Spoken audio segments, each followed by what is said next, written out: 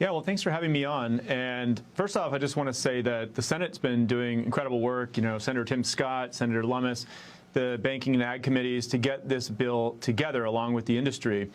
And I'm still quite optimistic that this bill is going to get done in a very bipartisan and strong way.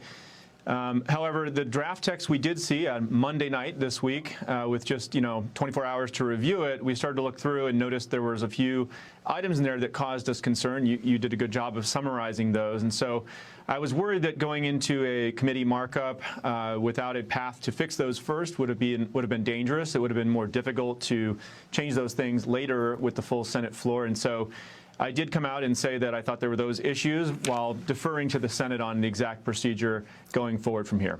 Well, I want to talk about the sticking point that you've been raising for a while now, and that is whether platforms are able or should have the ability to pay rewards on or interest on stable coins. This, of course, would be a key tool for you and the industry to convince customers to move money out of traditional banks and into crypto platforms, correct?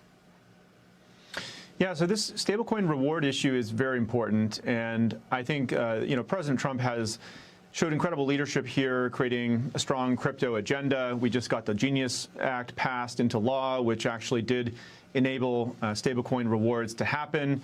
The banks had their own concerns, and we reached a good outcome in the Genius Act. And now the banks really are coming and trying to undermine the president's crypto agenda. I mean, these are the same banks that debanked him and his family, right? And they want to come in and say that Americans should not be able to actually earn more money on their money. They're trying to protect their own profit margins, taking money out of the pockets of hardworking average Americans and putting it into the coffers of these big banks that are hitting record profits.